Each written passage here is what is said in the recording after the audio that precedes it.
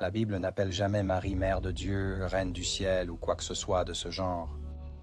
Si les apôtres de l'Église primitive n'ont pas utilisé ce langage, pourquoi le ferions-nous?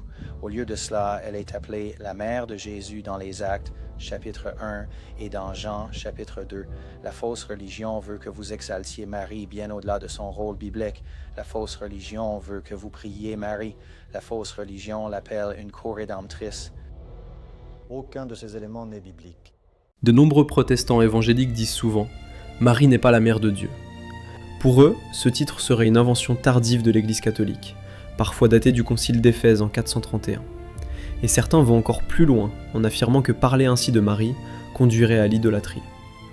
Je vais montrer calmement, bibliquement et logiquement que ce titre de mère de Dieu n'est ni une invention, ni une exagération, ni un abus. Au contraire, c'est une vérité qui protège la foi chrétienne sur Jésus-Christ. Le but de cette vidéo n'est pas d'exalter Marie à la place de Dieu. Le but est de défendre la vérité sur qui est Jésus. Car au fond, la question n'est pas d'abord mariale, elle est christologique. Que veut dire « mère de Dieu » ? Avant tout, il faut éviter un malentendu. Quand l'Église appelle Marie mère de Dieu, cela ne veut pas dire qu'elle est à l'origine de la divinité, qu'elle est la mère du Père, qu'elle est la mère du Saint-Esprit, ou qu'elle existerait avant Dieu. Ce serait absurde. La foi chrétienne enseigne que Dieu est éternel, sans commencement. La Sainte Trinité est un seul Dieu en 3 personnes, le Père, le Fils et le Saint-Esprit. Marie n'est pas la mère de la Trinité entière, elle est la mère de Jésus-Christ selon son humanité.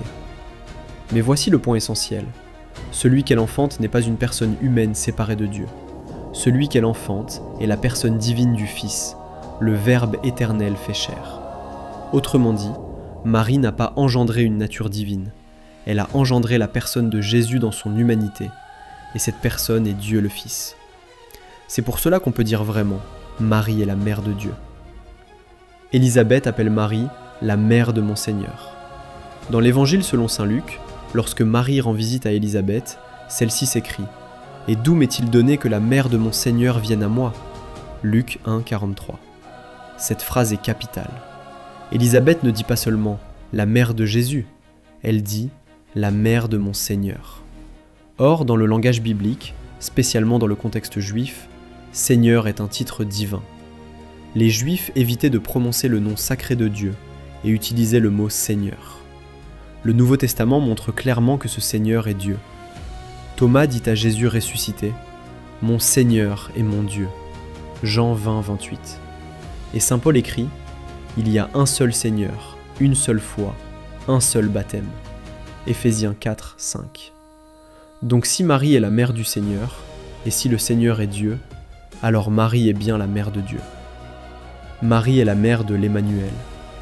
Le prophète Isaïe annonce « Voici, la Vierge concevra, elle enfantera un fils, et on lui donnera le nom d'Emmanuel. » Isaïe 7, 14. Et Emmanuel signifie « Dieu avec nous ». Donc celle qui enfante l'Emmanuel enfante Dieu avec nous. Cela ne signifie pas qu'elle produit la divinité.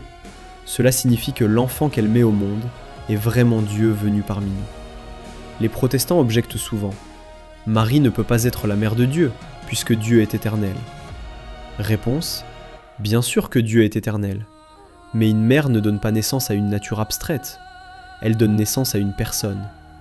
Quand une mère humaine met au monde un enfant, elle ne crée pas son âme spirituelle. Et pourtant, on dit bien qu'elle est la mère de cet enfant tout entier. De la même manière, Marie n'est pas la mère de la divinité du Christ prise isolément, mais elle est la mère de Jésus-Christ, qui est une seule personne divine. Et c'est là le cœur du mystère. Jésus est une seule personne en 2 natures. La foi chrétienne enseigne que Jésus-Christ est vrai Dieu et vrai homme. Il n'est pas moitié Dieu, moitié homme. Il n'est pas non plus 2 personnes côte à côte. Il est une seule personne, la personne divine du Fils, avec 2 natures, divine et humaine. Donc ce qui arrive à son humanité arrive à la personne du Fils. Il est né selon la chair, il a souffert selon la chair, il est mort selon la chair. Mais c'est toujours la même personne divine. Donc celle qui l'a porté et mise au monde est vraiment la mère de cette personne. Et cette personne est Dieu. Conclusion. Dire que Marie est la mère de Dieu, c'était pas exagérer Marie, c'est confesser correctement Jésus-Christ. Ce titre ne détourne pas de Dieu, il conduit au contraire au cœur du mystère chrétien. Dieu s'est fait homme, le Verbe a pris chair, le Fils éternel est né dans le temps, et celle qu'il a portée, enfantée et mis au monde est réellement la mère de Dieu, non pas parce qu'elle serait l'origine de la divinité, mais parce que l'enfant qu'elle a conçu par la puissance du Saint-Esprit est Dieu fait chair. Refuser cette vérité, c'est finalement ne plus savoir clairement qui est Jésus.